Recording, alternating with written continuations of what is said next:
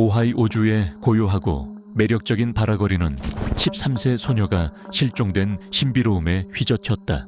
그녀의 가족은 답을 극도로 필요로 했으며 빠르게 수색이 시작되었다. 그러나 그들이 모르는 사실은 수색대원 중 한 명이 이 소녀가 항상 어디에 있었는지 정확히 알고 있었다는 것이었다.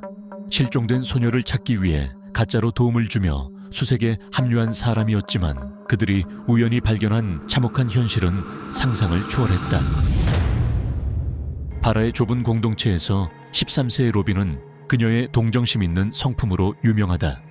그녀는 사랑하는 사람들과 보내는 순간을 소중히 여기며 육상, 체조, 소프트볼 및 치어리딩을 포함한 다양한 스포츠에 적극적으로 참여한다.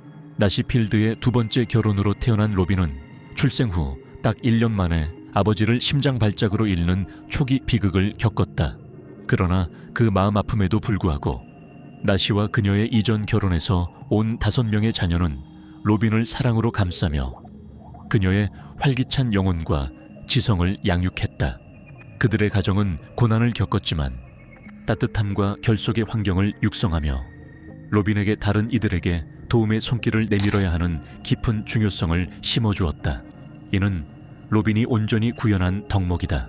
1986년 4월 26일 화요일, 로빈은 아침 일찍 집을 떠나 롬의 중학교로 향했다.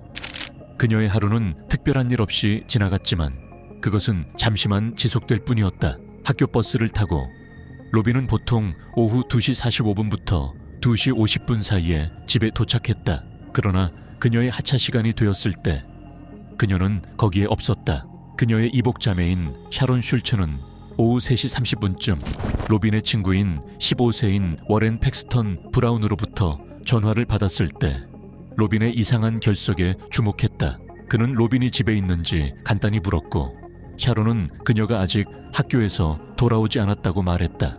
팩스턴은 나중에 다시 전화할 것이라고 말하고 전화를 끊었다. 그날은 샤론의 생일이었고 그녀는 자매와 함께 저녁 식사와 쇼핑 계획이 있었다. 그 밤 10시 15분에 로빈의 가족은 실종 신고를 했다. 그들의 고뇌스러운 수색은 다음 날까지 계속되었지만 불행히도 상상할 수 있는 최악의 방식으로 끝이 났다. 4월 23일 수요일 오후 3시 35분 스트롱스빌르의 남쪽 로키 강가에서 현지 어부가 무서운 광경을 우연히 발견했다. 거기에서 그는 젊은 소녀의 사체를 발견했는데 그녀는 녹색 수건으로만 가려진 채로 누워 있었다. 경찰이 도착하자 즉시 그녀를 남서부 병원으로 이송했고 켄과 리크 슐츠, 로빈의 이복 형제들이 희생자를 양식으로 확인했다. 리크는 당시 23세였지만 이미 가족의 생계를 유지하는 역할을 맡았으며 그 무시무시한 임무가 그의 어깨에 떨어졌다. 수사가 진행됨에 따라 그녀의 가족과 친구들은 모두 완전히 충격을 받았다. 경찰은 꼼꼼한 일련의 인터뷰를 시작하여 복잡한 거짓말의 실체를 해체했다. 그러나 진실은 묻히려고 해도 언제나 드러나는 법이다. 공동체가 끔찍한 뉴스로 충격을 받은 순간부터 추측과 추정이 널리 번지기 시작했다. 회전하는 이론 가운데 하나가 두드러졌다. 로빈의 친구로 알려진 데이비드 화이트가 당국에 공개한 발견으로 그는 로빈이 실종된 날 오후 4시경 프로스펙트 스트리트를 따라 17세 소년인 프랭크 살린카와 자전거를 타고 있는 것을 목격했다고 주장했다. 소문에 따르면 두 사이에는 시작 단계의 로맨스가 있었으며 이는 추측에 불을 지폈다. 어떤 이들은 아마도 프랭크가 로빈의 살인과 관련된 정보를 가지고 있을지도 모른다고 추측했다. 게다가 비극적인 사건 전 일주일 전에 샤론은 로빈의 친구인 팩스턴이 전화를 통해 로빈이 프랭크로부터 멀리하도록 해야 한다고 말했다. 그는 프랭크가 그녀를 다치게 할지도 모른다고 두려워했다. 팩스턴은 중학교 롬에에서 한 학생이 복돼서 비하 발언을 하며 로빈의 사망을 기뻐하는 소리를 들었다고 당국에 공개했다. 불행히도 그 개인의 정체성은 알려지지 않았으며 이는 공동체 내에서 불안한 분위기가 있다는 것을 드러냈다. 이 발견으로 수사관들은 로빈의 행복하고 적응된 이미지를 제고하기로 했다. 그녀의 형제인 리크는 로빈이 우울증과 사투를 벌이고 있을 수도 있다고 밝혔는데 그는 그녀가 내적인 고뇌를 표현한 것으로 주장되는 쪽지를 인용했다. 친구이자 이웃인 미셸은 로빈이 쪽지에 대해 자신에게 이야기했다고 주장했다. 이는 로빈의 실종이 외부 가해자의 손에 있지 않았을 수도 있다는 불안한 가능성을 제기했다. 추가 조사에 따르면 로빈은 실종한 날에 평소 버스 경로에서 벗어나서 볼드윈과 월러스 거리에서 지미 마틴과 팩스턴과 함께 하차하여 자신의 버스 정거장 하나 전에서 내린 것으로 밝혀졌다. 그 3인방은 그 후 팩스턴의 집을 방문한다. 팩스턴의 이모 샬린과 윈프레드 머피 부인도 함께 있었는데 그들은 로빈이 생전을 본 마지막 사람으로 여겨졌다. 그들의 짧은 만남은 로빈이 갑자기 고통스러운 상태로 떠남으로써 중단되었다. 이는 로빈이 마지막으로 보인 시점이 되었지만 수사가 진행됨에 따라 초기에 본 것보다 더 많은 사건이 있음이 분명해졌다. 샤를리는 밤 11시 30분 또는 12시경에 잠들었는데 여전히 방 안에 있는 팩스턴이었다. 팩스턴이 로빈의 마지막 알려진 위치에 가까웠기 때문에 수사관들은 그를 중요한 목격자로 간주하고 그의 신문을 진행했다. 그러나 팩스턴의 이야기는 샤를린의 것과 다르며 그의 계정의 진실성에 의문을 제기했다. 로빈의 시신이 발견된 직후에 실시된 그의 면담에서 팩스턴은 로빈과의 로맨틱한 관계를 3달간이나 가졌다고 공개했지만 그녀의 가족은 그들의 관계의 본질을 부정했다. 그는 그들이 종종 함께 버스를 탔지만 그녀의 실종 당일에는 그녀의 어머니에게 들키지 않기 위해 일찍 하차하기로 결정했다고 주장했다. 팩스턴의 이야기에서 주목할 만한 것은 지미에 대한 언급이 없었는데 이는 샤를린과 윈프레드가 그를 청소년들과 함께 둔 것과 상반되는 것이었다. 이 크게 빠진 부분은 팩스턴의 신뢰성에 대한 의심을 증폭시켰으며 수사관들은 그의 증언의 진실성을 의심하고 선택적인 이야기를 한 이유에 대해 고민했다. 불일치에 직면할 때 팩스턴은 진미가 자신의 집에 있던 이유를 설명하려고 시도했는데 그는 진미가 약 오후 5시경에 알 수 없는 이유로 떠났다고 말했다. 팩스턴은 자신의 침실에 들어가자마자 로빈과 사이가 매우 싸웠다고 회고했는데 그 과정에서 로빈이 갑자기 그들의 관계를 끝내자 그녀는 집에서 울며 떠났다고 주장했다. 팩스턴은 로빈의 집에 전화를 걸기까지 10분을 기다렸다고 주장했지만 그녀의 언니인 샤론으로부터 그녀가 돌아오지 않았다는 것을 알게 되었다. 로빈에게 연락을 취하려는 여러 번의 실패 끝에 팩스턴과 미셸은 후에 프랭크의 집을 방문했지만 아무 선진을 찾지 못했다. 그러나 팩스턴의 버전은 샤를린의 이야기와 다르며 그는 밤새 비디오 테이프를 보면서 집에 남았다고 말했다. 로빈의 형제인 리크는 질문받은 지미가 팩스턴의 집에 돌아가지 않았다고 주장한 것과 상반되는데 그는 그 밤에 샤론의 집을 방문한 것을 밝혔다. 팩스턴이 집에 머무른다고 주장한 것과 대조된다. 더욱이 나시와 샤론은 로빈의 죽음에 대한 미셸의 무관심한 반응에 대한 우려를 표명했는데 그녀가 프랭크와 로빈의 우정에 대한 시기를 품고 있다고 주장했다. 수사관들은 미셸과 팩스턴 사이에 로빈과의 비밀스러운 키스를 시작으로 한 갈등을 발견했는데 이는 대립과 상호 증오로 이어졌다. 로빈의 이름이 쓰여진 충격적인 무덤의 묘사가 있는 보복적인 미셸의 편지의 발견은 표면 아래에 숨어있는 더 어두운 동기를 시사했다. 로빈이 실종된 다음 날인 4월 23일 수요일, 팩스턴은 나시에게 연락하여 자신의 집에서 발견한 것으로 주장하는 로빈의 지갑을 돌려주겠다고 제안했다. 그러나 샤론은 그것을 직접 찾아 가져오기로 선택했다. 그녀가 월러스 드라이브를 걸어 내려갈 때 은색 차가 다가오고 있었는데 그 안에는 팩스턴, 미셸, 그리고 다른 친구가 타고 있었다. 팩스턴은 지갑을 전달하면서 그것을 그의 침대에서 발견된 그의 이모 샬린의 일을 할당했다. 샤론의 회의적인 태도는 커져갔고 그녀는 팩스턴에게 더 많은 정보를 요구했다. 그녀는 정보를 숨길 경우의 결과에 대해 경고하고 만약 로빈의 운명에 대해 알고 있다면 고백하라고 제안했다. 팩스턴의 이상한 변명, 거짓말 탐지기, 테스트에 대한 익숙함을 언급하면서 샤론의 의심을 더욱 높였고 그녀는 미셸에서 팩스턴으로의 관심을 돌렸다. 샤론은 팩스턴이 로빈의 지갑을 돌려주는 만남에서 불안한 느낌을 갖고 여전히 팩스턴의 집으로 향하며 그녀는 지갑을 발견한 사람으로 알려진 샬린과 이야기하길 희망했다. 도착하자마자 팩스턴의 할머니인 윈프레드가 그녀를 맞았고 샬린이 그들에게 가입했다. 샤론은 지갑의 발견에 대해 물었지만 처음에는 밖에서 발견됐다고 말려다가 나중에는 집 안에서 발견됐다고 알려줬다. 이 불일치는 시작에 불과했다. 샤론이 로빈을 마지막으로 본 시간에 대해 질문할 때 처음에는 그들의 설명이 경찰 보고서와 일치했다. 그러나 샬린의 이야기는 빠르게 바뀌었는데 로빈이 집에 들어오지 않았고 밖에서 팩스턴과 이야기했다고 주장했다.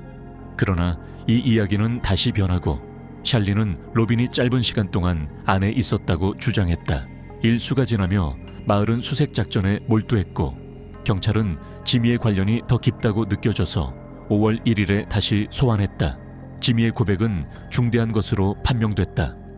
팩스턴은 로빈을 해칠 의도로 지미에게 2날 전에 고백했고 그를 배신했다는 이유로 그를 해칠 의도로 나타냈다.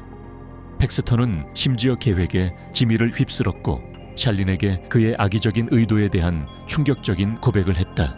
이 발견으로 인해 전체 사건이 급격히 바뀌었고 마침내 진실이 드러났다. 팩스턴은 충격적인 결정을 내렸다.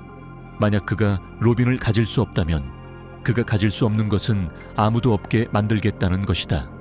안타깝게도 사람들이 더 깊이 살펴본다면 그가 얼마나 순수한 악을 저질렀는지를 깨달았을 것이다. 그러나 이는 너무 늦기 전에 일어나지 않았다.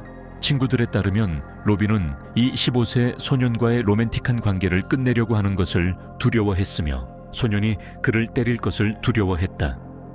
안타깝게도 그는 그 이상의 일을 할 것이었다. 지미의 상세한 고백으로 4월 22일 화요일에 발생한 일의 진실이 밝혀졌으며 그것은 누구도 상상한 것보다 훨씬 더 끔찍했다. 지미는 경찰에게 팩스턴과 로빈이 버스 뒷자리에 함께 앉았고 그가 그들의 한자리 앞에 있었다고 말했다. 그는 팩스턴이 로빈에게 자신의 집에서 테이프를 들어보라고 말했고 그녀가 동의했다고 밝혔다.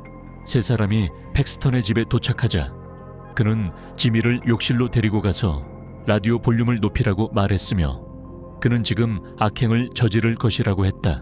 그들은 침실로 돌아와 지미는 명령대로 했고 팩스턴은 로빈 옆 침대에 앉았다. 그곳에서 그는 로빈에게 그의 관계를 다시 시작하고 함께 가격하자고 요청했다. 실제로 두 사람은 경찰의 거짓말을 한 것에도 불구하고 그들은 단 2주 전의 사실이었다. 하지만 로빈은 거부했다. 그녀가 방을 나가려고 할 때 팩스턴이 길을 막아서서 그녀를 보내지 않았다. 그녀는 울기 시작하고 한 번 더 도망치려고 했다. 그녀가 그렇게 할 수 없을 때 로빈은 팩스턴을 얼굴 옆에 때렸다. 그녀는 소리를 지르고 외쳤고 그는 그녀를 다시 침대로 끌어들여 거기서 그녀 얼굴에 침을 뱉었다.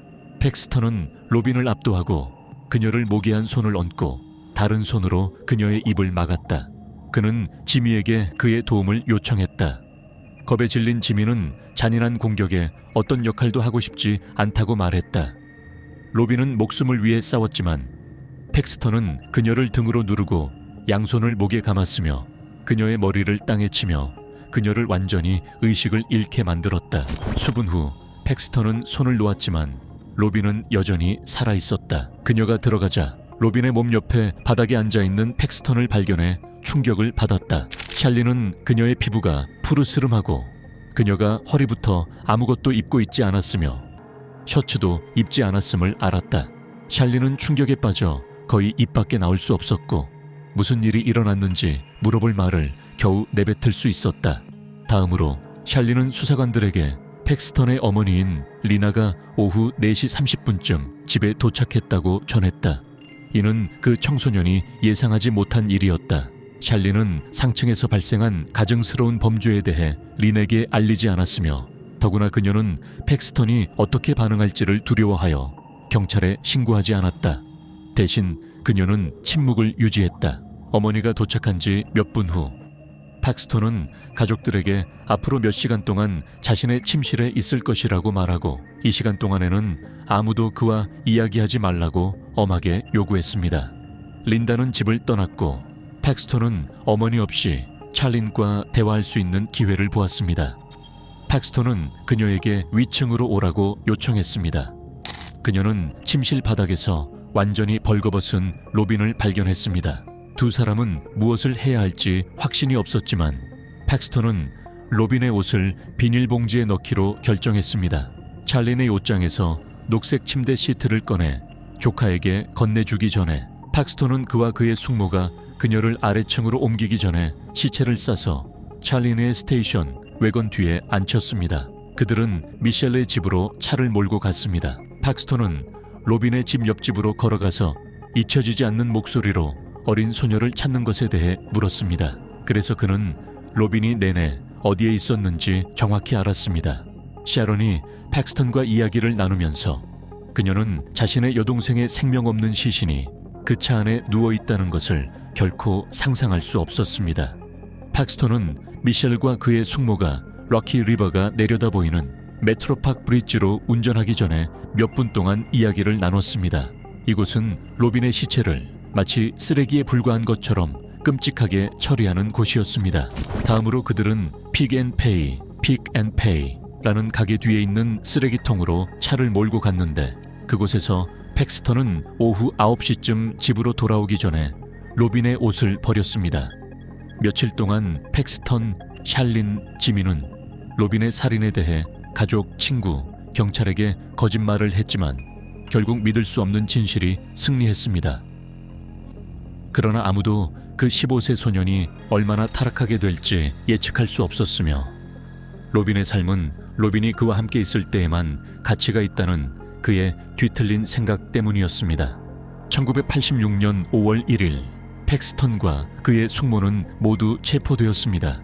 몇 달 후 팩스턴은 마침내 자신의 이야기를 발표했고 지미와 찰린의 고백에도 불구하고 팩스턴은 다시 한번 자신을 구하려고 노력했습니다.